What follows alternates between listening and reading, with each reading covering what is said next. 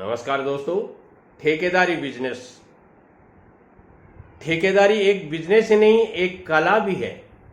और इस कला को सीखने के लिए, इस स्किल को सीखने के लिए आपको थोड़ा समय देना पड़ता है। और जब आप समय दोगे, इस स्किल में आप मार्तंड हो जाओगे, किसी के बाप बन जाओगे, यानी सबसे बेस्ट बन जाओगे, तब ये कला निखर के आएगी और आप लाखों रुपए लगा करके करोड़ों रुपए कमा सकते हो।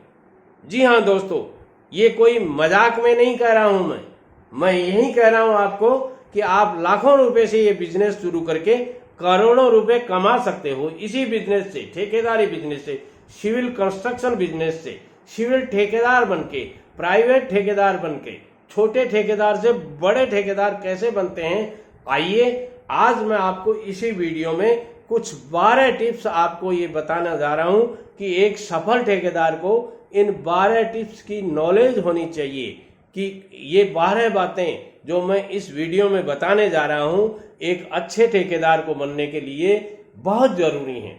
एक आदमी 10वीं पास आदमी है और वो चेजे के ऊपर, ठेके के ऊपर, कमठे के ऊपर लेबर का काम करता है और लेबर का काम करते करते वो एक स्किल लेबर बन जाता है। 4 महीने 6 महीने काम करने के बाद में एक स्किल्ड लेबर बन जाता है। और जब स्किल्ड लेबर बन जाता है तो उसके बाद में धीरे धीरे 12 महीने में वो करनी पकड़ लेता है और करनी पकड़ के वो अगले 2 साल में मिस्त्री बन जाता है। देखिए कहां से कहां प्रोग्रेस हुई है।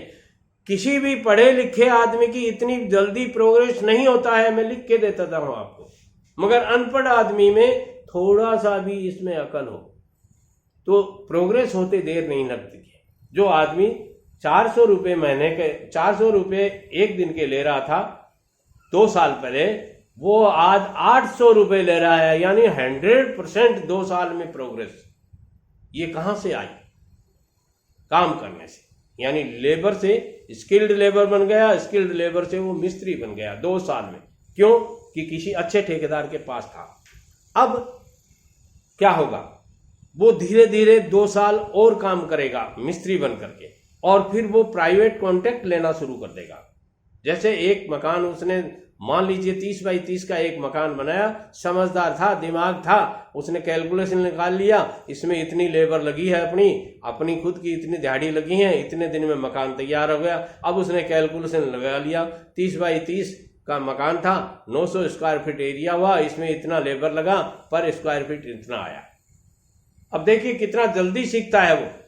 और इसमें अपना प्रॉफिट और जोड़ देते हैं, तो 50 रुपये पर फीट का उसने अपना प्रॉफिट जोड़ दिया और अब उसने बता दिया, साहब आपका मकान मैं तैयार कर दूंगा, 4 महीने में ये मकान तैयार कर दूंगा, कंप्लीट दे दूंगा आपको, 250 रुपये पर स्क्वायर फीट के पैसे लूंगा। और अगले ने 250 की बजाय 240 में तय कर दिया। अगले ने 3 महीने में उस काम को कंप्लीट कर दिया और वो ठेकेदार बन गया। ये लो जी, एक ठेकेदार बन गया। अब यही सिखा रहा हूं आपको कि ठेकेदार कैसे बनते हैं, ठेकेदार को क्या क्या करना पड़ता है, कौन कौन सी टिप्स हैं वो जो ठेकेदार बनाते थे। अब वो एक प्राइवेट ठेकेदार बन गया, वो 2, 4, 5 साल प्राइवेट ठेकेदार के हिसाब से काम करेगा। अब उसके पास में पैसा हो गया, हर काम में वो लाख रुपए कमा लेता है, कोई में 2 लाख रुपए कमा लेता है, धीरे धीरे बड़े काम लेने लग गया है और उस साल के 20, 30, 40 लाख रुपए कमाने लग गया है। दोस्तों इसी का नाम ठेकेदारी है। सारी जिम्मेदारियां खुद को लेनी पड़ती हैं, सारी रिस्क खुद को लेनी पड़ती हैं और वो एक ठेकेदार बन जाता है। अब वो क्या करेगा, अब वो PWD में, PhD में, RSEB में, जहां कंस्ट्रक्शन वर्क ज्यादा निकलते हैं, अपने टाइप के कंस्ट्रक्शन वर्क ज्यादा निकलते हैं, वहां अपना D क्लास में रजिस्ट्रेशन करवाएगा। D क्लास यानी सबसे छोटा ठेकेदार। ठेकेदारी में सबसे पहला स्टेप होता है ये, तो D क्लास में रजिस्ट्रेशन करा लेगा। अब D क्लास का रजिस्ट्रेशन करवाता है तो राजस्थान में क्या लगता है, मान लीजिए PWD में, PhD में या राजस्थान के किसी भी डिपार्टमेंट में, यदि वो सिविल कंस्ट्रक्शन का D क्लास रजिस्ट्रेशन कराता है तो उसमें 50,000 रुपये की FDR कह सकते हैं या किसान विकास पत्र कह सकते हैं, वो डिपॉजिट देना पड़ता है। वो मनी उसकी खुद की होती है, उनके प्लेज करनी पड़ती है। वो पहले से एफडीआर की है तो भी दे सकता है, और यदि तुरंत बना करके देता है तो भी दे सकता है। उसमें वहाँ के अधिशासी अभियंता, जिनको एग्जीक्यूटिव इंजीनियर कहते हैं, दोनों का, उसका और उनका दोनों का नाम साथ में दिया जाता है और वो वहाँ प्लेज कर दी जाती है। अब क्या करना पड़ता है, नॉमिनल फीस होती है जो 2, 4, 5 हज़ार रुपये की टोटल फीस लगा के होती है, वो देनी पड़ती है और कुछ डॉक्यूमेंट्स देने पड़ते हैं। अब डॉक्यूमेंट्स कौन कौन से होते हैं? डॉक्यूमेंट्स वही होते हैं जो आजकल आपसे बैंक में खाता खोलते समय मांगे जाते हैं। उसमें आपका आधार कार्ड जरूरी है, पैन कार्ड जरूरी है, और ऐसे ही छोटे मोटे जैसे आपका एड्रेस प्रूफ चाहिए, ऐसे मतलब साधारण से हैं जो आप जल्दी से बना लेंगे। अब जीएसटी नंबर लेना पड़ता है तो वो भी आप आराम से ले लेंगे। एक वकील को फोन करना है, वो आपका 2 दिन में 5 दिन में करा के तैयार कर देगा। ये सारे काम आप आजकल सारी सुविधाएं हैं तो आप करवा सकते हैं। अब आपका रजिस्ट्रेशन के लिए आप अप्लाई कर सकते हैं। अप्लाई आप ऑनलाइन भी कर सकते हैं, ऑफलाइन भी कर सकते हैं, दोनों स्थितियां आपके सामने हैं। तो मैं कहूँगा अब आपको ठेकेदारी करनी ही है तो ऑनलाइन क्यों, आप ऑफलाइन जाके ऑफिस में मिलिए, वहाँ बाबूजी बैठे हैं, उनका काम ही है रजिस्ट्रेशन, बाबू बोलते हैं उनको, उनसे मिलिए आप, वो आपको धड़ल्ले से फॉर्म देंगे, तुरंत फॉर्म देंगे, साइन कीजिए और वो आप ऑफलाइन अप्लाई कर दीजिए। वो कहते हैं ऑनलाइन होगा तो वही कर देंगे, वहाँ ऑनलाइन कर देंगे, कोई दिक्कत नहीं है, आप करवा लीजिए। अब वो महीने भर में आपका रजिस्ट्रेशन फॉर्म बन जाएगा, या यूं कह सकते हैं आपका ठेकेदारी का रजिस्ट्रेशन हो जाएगा, या लाइसेंस कह सकते हैं, वो बन जाएगा। अब आप काम करेंगे तो जो ही टेंडर निकलेंगे, आपके पास टेंडर की एनआईटी आएगी, आजकल ईमेल आ जाता है, मैसेज आ जाता है, तो उससे आपको पता चल जाएगा कि इस डिपार्टमेंट में यहाँ वैकेंसी वो वर्क निकले हैं, आप जाके उसमें टेंडर सबमिट कीजिए। आप यदि लोएस्ट होंगे तो आपको काम मिल जाएगा और आपका ठेकेदारी शुरू हो जाएगा। ये लीजिए, ये तरीका है। अब बात आती है पेमेंट कैसे मिलता है।